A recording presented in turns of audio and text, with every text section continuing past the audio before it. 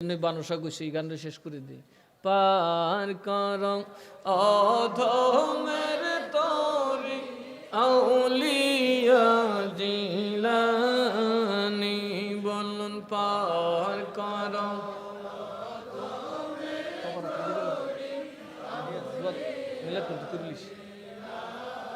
নি বলুন পার কর অধমের তরি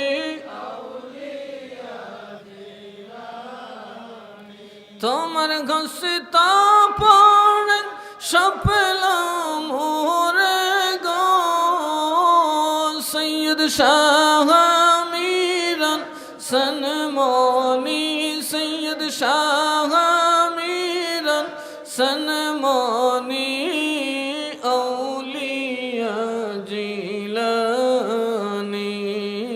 পার কর অধমের তরি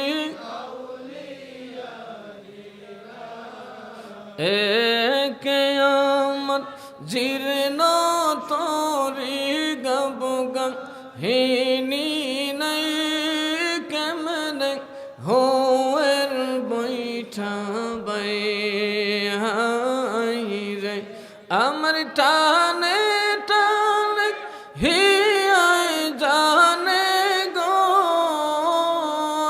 রে বন সোয়াইয়া ওঠে পানি আউলিয়া জিলানি পার কর অধমের তরি বাগদাদে লীল সমাজুতে জগৎময় যেমন চন্দ্রের উদয় হাই রে বাগদাদ জালিল সমাজুতে জগৎময় যেমন হাই রে অজান কৃপা বলে পাশন গলে গো অজান কৃপা বলে পাশন গলে গো রে রঙ গয়া যায় পারসমনি অরে রঙ গয়া যায় পারসমনি আউলিয়া জিলানি পার কর অধমের তরি সুবহানাল্লাহ কইতেন না। এই বানসা একজন সাধারণ মানুষ, ভাদিকারা ওনার মাজার শরীফ, একই সাধারণ মানুষ, কিন্তু এই যে পয়ারটা লেখছে বাংলাতে, এটা কুতুবউদ্দিন বখতিয়ারি কাকি রহমতুল্লাহ আলাইহির ফার্সি শেরের অর্থ।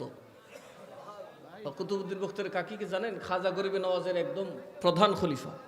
উনি সেটা লেখছেন ফার্সিতে, আর বানসা এটা লেখছেন বাংলাতে। সুবহানাল্লাহ কন্যা। তাহলে কি হবিগঞ্জের মধ্যে আল্লাহর নিয়ামত আছে না নাই? হবিগঞ্জে আল্লাহর নিয়ামত আছে না নাই? এখন বানরে জিগা তুই অত বিশ্বপণ্ডিত তৈরি করতে আমারে মিরান সাহেব দইরে বরফ হিসেবে ডেগো দিছে, আর বরফির এমন এক ওলি যার দিকে একবার নেক নজরে তাকায় তার ইহকাল পরকাল কামিয়াবি নসিব হইয়া যায়।